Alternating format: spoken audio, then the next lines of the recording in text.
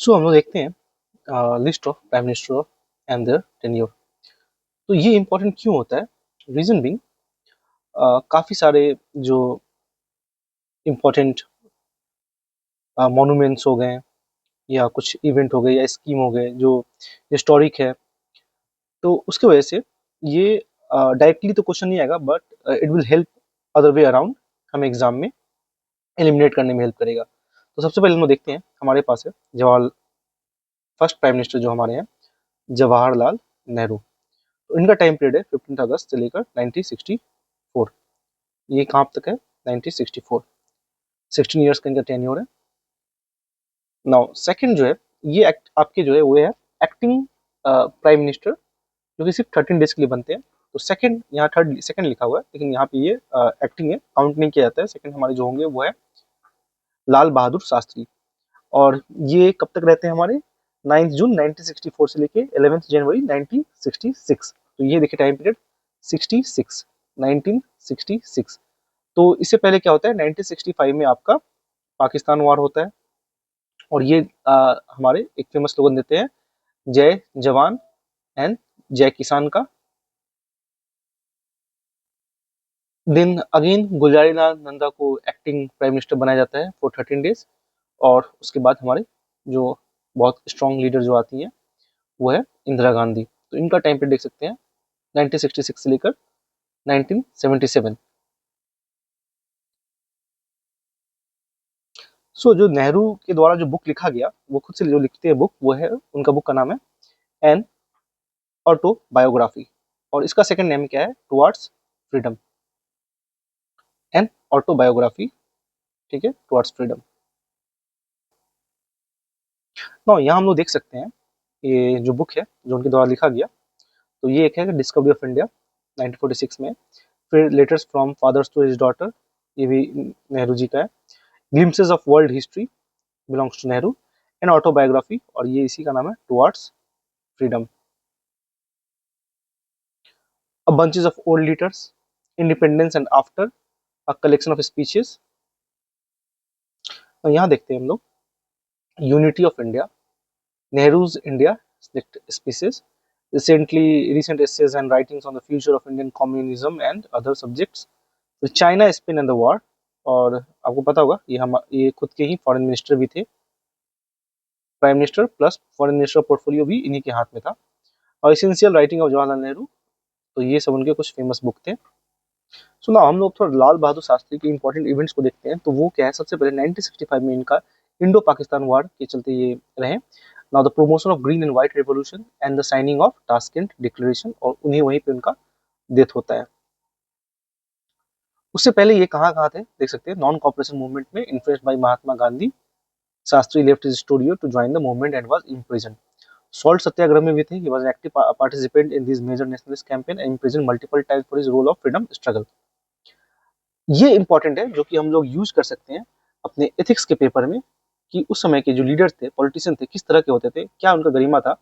देख सकते हैं कि रेजिग्नेशन एज रेलवे मिनिस्टर, क्यों? After serious train accident at Ariyalur, Yariyulu in 1956, Shastri resigned, taking moral responsibility for the incident and rare example of accountability in public life. So ये मैं बोल रहा था, ये आप GS4 में यूज कर सकते हैं। अकाउंटेबिलिटी का मतलब क्या होता है? आज तो देख ही सकते हैं क्या होता है। इतने ज्यादा करप्शन, एक्सीडेंट, कोई रिस्पॉन्सिबिलिटी नहीं लेना चाहता है, कोई अपना पद नहीं छोड़ना चाहता है।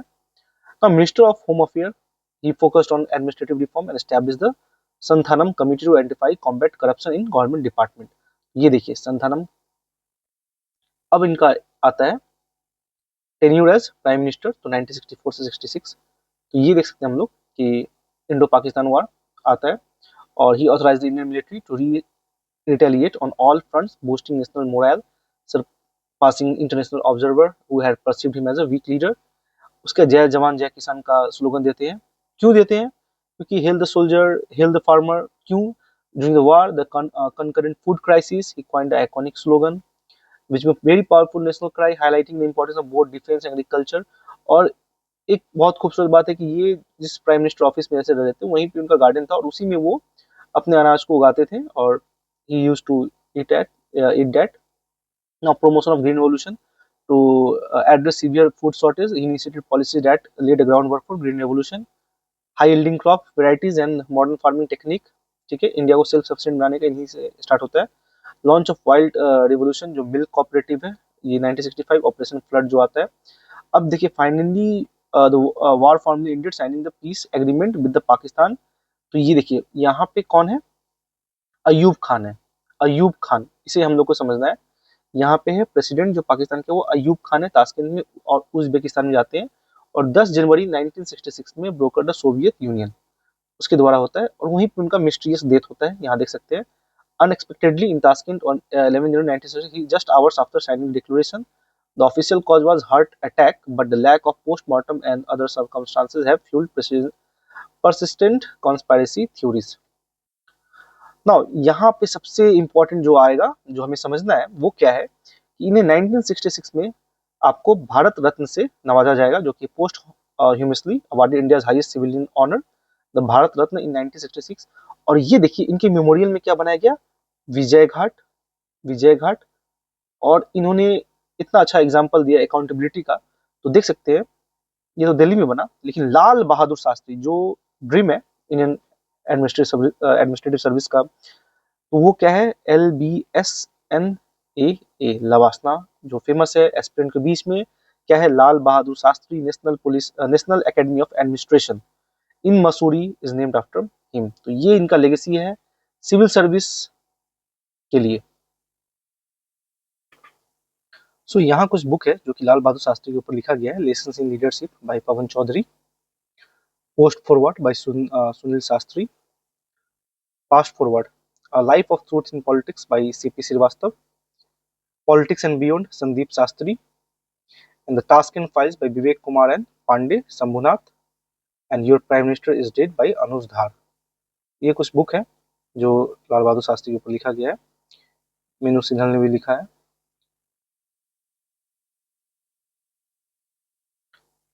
सो हम लोग आते हैं अब जो हमारी थर्ड प्राइम मिनिस्टर वो है इंदिरा गांधी। और ये देखिए यहाँ तक हमारा इमरजेंसी प्रोविजन आएगा और उसके तुरंत बाद मोरारजी देसाई जनता पार्टी के गवर्नमेंट को एज ए फॉर्म करते हुए यहाँ प्राइम मिनिस्टर कैंडिडेट बनेंगे। उसके बाद हमारे हैं चरण सिंह। फिर again Indira Gandhi will assume power 1980 में 1884 तक, और यहाँ इनका एसेसिनेशन होगा। और यहाँ पे राजीव गांधी आएंगे। फिर VP सिंह है, वेरी इंपॉर्टेंट, जो कि रिजर्वेशन पॉलिसी को इम्प्लीमेंट करते हैं, VP सिंह। एंड फिर चंद्रशेखर, सिर्फ Chandrashekhar, and he was the 7th prime minister as I remember. तो यहाँ पे सीक्वेंस कुछ अलग है। He was the 7th prime minister. And उसके बाद आपके हैं PV नरसिम्हा राव।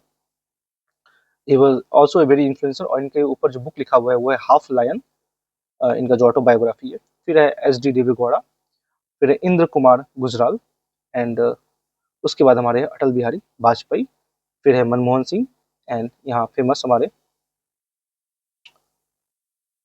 नरेंद्र मोदी 2014 से लेके प्रेजेंट।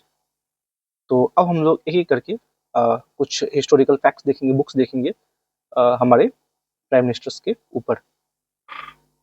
तो यहाँ हम लोग देख सकते हैं इमरजेंसी कब लागू होता है, 25 जून 1975 टिल 21 मार्च 1977, इन्वॉल्व सेवरल की इवेंट्स। तो सबसे पहले इलाहाबाद हाई कोर्ट वर्डिक्ट आएगा आपका, डिक्लेरेशन आर्टिकल 352, मास अरेस्ट होता है। और इसमें देखिए क्या क्या political opponent, activist, journalist Jayaprakash Narayan, Morarji Desai, Atal Bihari Vajpayee were imprison under कौन सा, MISA act, suspension of fundamental rights and censorship.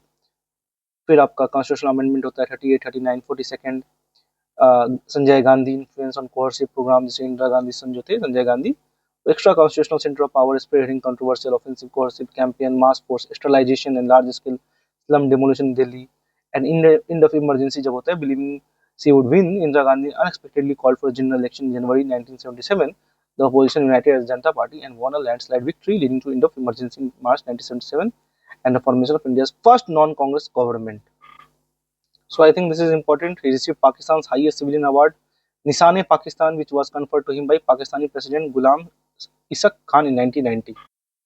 तो यहाँ हम देख सकते हैं कि ये जो टर्म है गूंगी गुड़िया, ये was given by Ram Manohar Lohia in mid 1960 when Indira Gandhi was chosen as the Prime Minister over Morarji Desai after death of Lal Bahadur Shastri. जैसे अभी पप्पू बोल के आप लोग जैसे सब कोई गांधी राजीव गांधी को जैसे बोलते हैं, तो उस समय इन्हें भी टर्न दिया गया था और ये भी अपना छवि सुधारने के लिए काफी बोल्ड बनी। तो यहाँ वो देख सकते हैं, ये जो हमारे चौधरी चरण सिंह है, ये हमारे थे 5th prime minister of India और ये died of stroke 1987 at the age of 84 New Delhi. तो चैंपियंस ऑफ इंडिया पीजेंट, ठीक है, तो किसे दिया गया, champions of India's peasants and served as the prime minister from 1979 to 80. His political career included leadership of Janata Party and later the Lok Dal. He played a pivotal role in shaping land reform policies and was instrumental in crafting legislation to protect farmers' right. Like the Jawahar Navodaya Vidyalaya for तो यहाँ हम rural लोग की students. Aspect देख सकते हैं हम राजीव गांधी का। तो इन्हें often called as the father of Indian IT and telecom revolution, introduced computers into government administration into improve efficiency. His government launched initiative like Mahanagar Telephone Nigam Limited to expand telephone networks. अब education field में ये क्या करते हैं, जवाहर नवोदय विद्यालय बनाते हैं, तो quality education talented students in rural areas. और यहाँ देखिए नेशनल एजुकेशन पॉलिसी 1986 में इन्हीं के टाइम में आता है। 1986 का जो नेशनल एजुकेशन पॉलिसी है एनईपी, तो इन्हीं के टाइम में आता है ना। गवर्नेंस एंड पॉलिटिकल रिफॉर्म में दिखा है lowered age from 21 to 18, increasing youth participation in politics, credited with strengthening Panchayati Raj institution local body, and he was a strong advocate in nuclear disarmament, signing the Delhi Declaration with Soviet leader Mikhail Gorbachev. और यहाँ देखते हैं हम लोग, he worked to improve the relation with US and made significant visit to China to strengthen bilateral ties.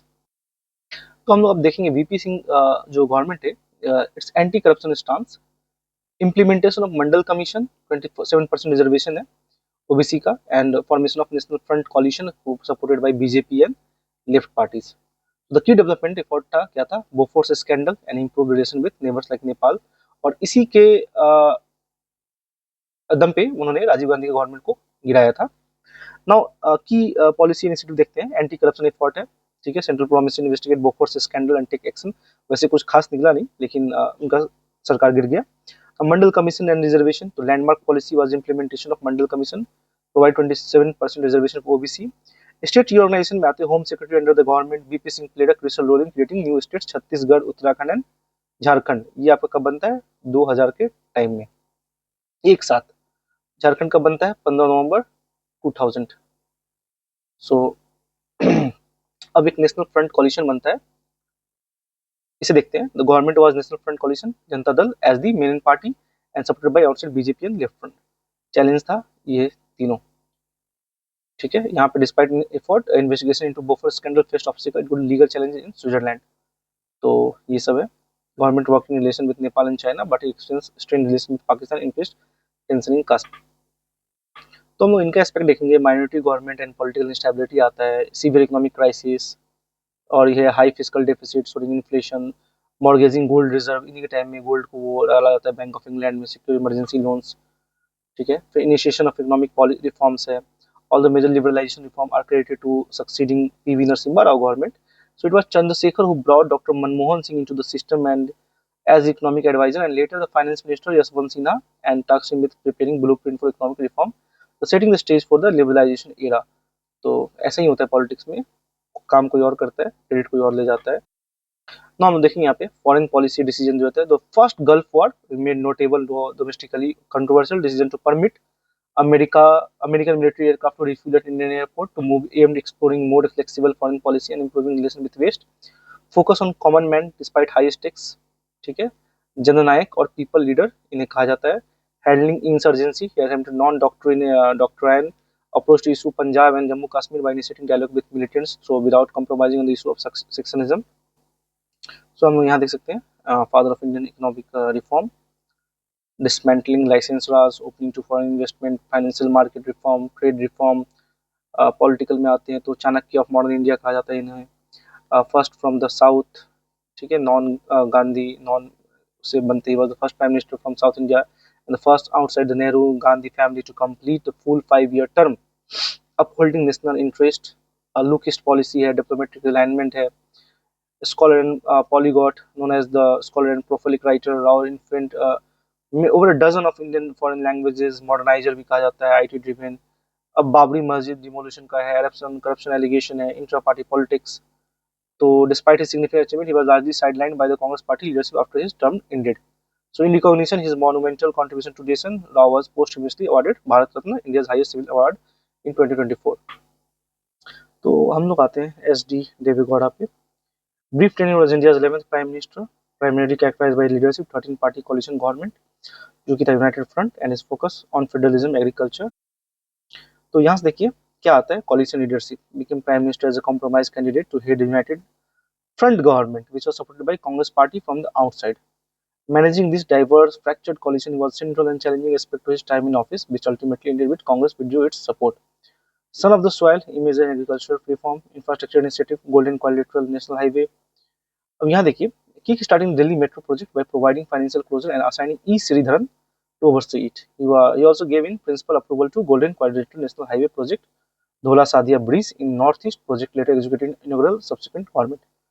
1997 का इनका dream budget है. इस government finance minister landmark dream budget 1997 which rationalized personal corporate income tax, boosting taxpayer confidence, reforming continuity economic reform, regional foreign policy engagement, social justice. So despite his short 10-month tenure, his focus on policy administration coupled with pragmatic approach to government is noted by some as having laid the groundwork for significant future national development project. So here is the Prime Minister I.K. Gujral aspect include his short-term budget tenure, foreign policy approach known as Gujral Doctrine, and his role as consensus candidate for United Front government, opening a composite dialogue with Pakistan. ये aspect क्या है. Prime minister Gujral doctrine है. Regional diplomacy, consensus prime minister. Gujral became prime minister as a non-congressman and agreed upon leader of United Front coalition of 13 parties after removal of previous prime minister. Short tenure, instability, focus on development, criticism, cash security concern. Gujral doctrine criticized some being overly idealistic and potentially neglecting India's security interests, particularly in its lenient approach towards Pakistan, loss of intelligence. ठीक है, इतना था. सो हम लोग आते हैं अटल Bihari Vajpayee government पे. तो यहाँ पे देख सकते हैं कि ये economic development launch the golden quadrilateral project to connect 4 major metropolitan city Delhi, Mumbai, Chennai, Calcutta और कोलकाता ही बोल सकते हैं. नेशनल सिक्योरिटी है. कारगिल वार होता है इनके समय में. Foreign policy first bus diplomacy with Pakistan and sign the Agra summit with Pakistan. और ये आपका होता है 1999 में. अब मनमोहन सिंह गवर्नमेंट पे आते हैं. तो ये है आपका social programme national rural employment, ये नरेगा इन्हीं के टाइम में आता है. Right to reform, right to information act, economic policy हो गया, foreign policy, standing ties with US was key figure US India's nuclear civil energy जो कि 2008 में होता है. तो यहाँ देखेंगे the government was initially formed after Vajpayee defeat in 2004 and some political analysis notes that the Singh government continue to build on many of the economic policies initiated during the Vajpayee era. तो ये था हमारा अभी तक का prime minister series. Thank you.